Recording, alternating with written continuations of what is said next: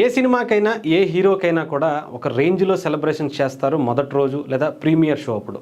కానీ లాస్ట్ రోజు కూడా అదే రేంజ్లో ఏ రేంజ్లో అయితే ఫస్ట్ రోజు చేశారో కట్అవుట్లకి పాలాభిషేకాలు పూలాభిషేకాలు ఒక రేంజ్ సెలబ్రేషన్స్ని ప్రతి హీరోకి చేస్తారు. వాళ్ళ కల్ట్ ఫ్యాన్స్ని, ఆ ఫ్యానిజంని, వాళ్ళ ఫ్యాన్స్ అభిమానాన్ని చూపిస్తారు.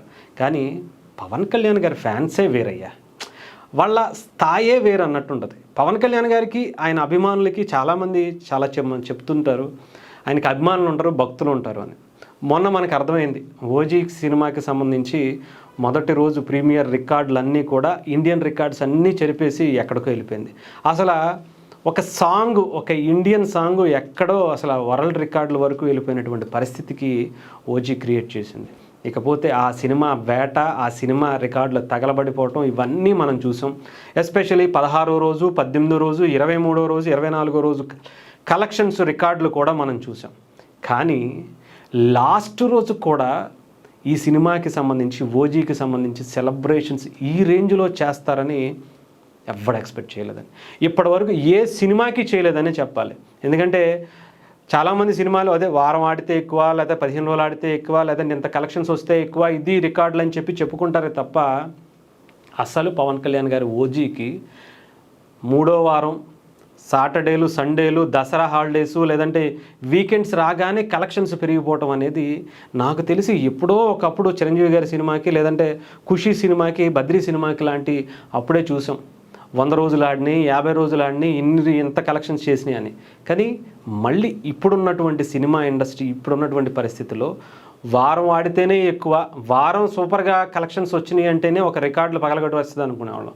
2వ వారం ఆడితే అసలు ఇండస్ట్రీ షేక్ అయిపోయే రికార్డులు వస్తాయి అనుకుంటాం.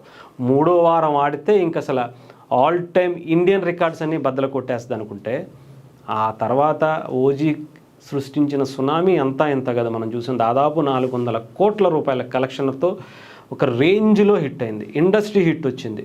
కానీ ఇంకా ఎక్కడా క్రేజ్ తగ్గకుండా అదే స్థాయిలో ఆఖరి రోజు అంటే నిన్న, ఈరోజు 23వ తారీఖు నెట్ఫ్లిక్స్లో ఓటీటీలో రిలీజ్ అవుతున్నటువంటి సినిమా నిన్న థియేటర్స్లో ఆఖరి రోజు అనే చెప్పాలి. ఎందుకంటే ఇంకా ఈరోజు రేపు కూడా ఆడచ్చు, కానీ ఆ ఫీలు అటు మామూలు చిన్న టీవీలో కావచ్చు, స్క్రీన్స్లో కావచ్చు, ఓటీటీలో వచ్చేసిన తర్వాత ఫీల్ కనిపించదు. థియేటర్స్లో కూడా వెళ్ళే వాళ్ళు తగ్గిపోతారు. కానీ లాస్ట్ రోజు నిన్న ఓ రేంజ్లో సెలబ్రేషన్స్ చేశారు పవన్ కళ్యాణ్ గారి అభిమానులు. అది కూడా హైదరాబాద్ ఐమాక్స్లో. అసలు ఐమాక్స్లో ఇలాంటి సెలబ్రేషన్స్కి ఇప్పటి వరకు ఆనవాయితీయే లేదు. అసలు ఏ సినిమా సెలబ్రేషన్ కూడా అక్కడ చేయనే లేదు. కానీ ఓజీకి మొదటి రోజే అక్కడ ఎలా సెలబ్రేషన్స్ చేశారో చూసాం.